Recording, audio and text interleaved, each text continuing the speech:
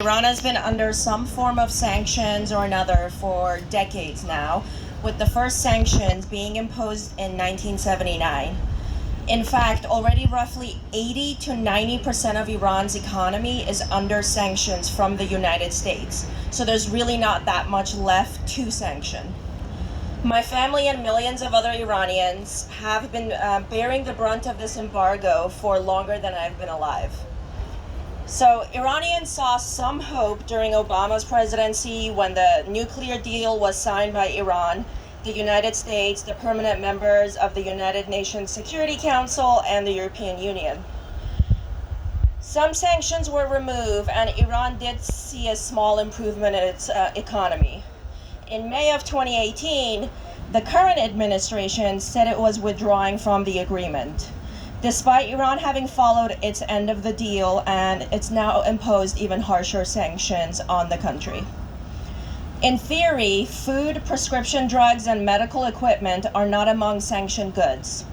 It is, however, a different story in practice. Getting permission to do business with Iran and trade goods can be expensive and difficult, and there's always the fear of being fined for violating sanction regulations. This is why many businesses and companies are self-opting out of doing business with Iran to avoid any consequences. So what does this mean?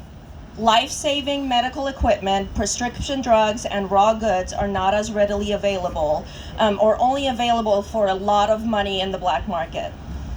According to a 2016 study, over 6 million patients lacked access to essential treatment as a direct result of sanctions. And this is before a new round of sanctions was imposed on Iran last month. Sanctions have also resulted in the local currency's value dropping to horrific levels. Hyperinflation has pushed millions more into poverty, with the inflation rate being currently above 50%. This has destroyed the middle class and made many everyday Iranians resentful towards the United States. Iranians celebrated the nuclear deal because they were desperate for an end to sanctions. Now, some of the biggest critics of the Iranian government and local organizers admit that sanctions are back, not because Iran violated the nuclear agreement, but because America decided to go back on its end of the deal. Sanctions contribute to the erasure of human rights and democracy in countries they are imposed on. They destroy the middle class and the collective that has been working for decades to improve human rights conditions in the country. This is not about spreading democracy. This is not about liberating a people or standing up for human rights. This is about further destabilizing a resource-rich region for money and power.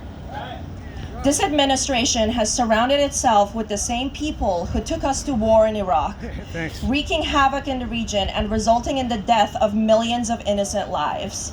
These same individuals are now beating the drums of war against Iran and other countries and forming alliances with some of the biggest human rights violators in the Middle East and beyond to destabilize the country. We can't afford to let this administration continue its warfare and interference into other countries. Millions of people have died, too many democratically elected officials have been ousted, and far too many are suffering as we speak due to sanctions. It's time to stand up to U.S. imperialism before it's too late. Thank you.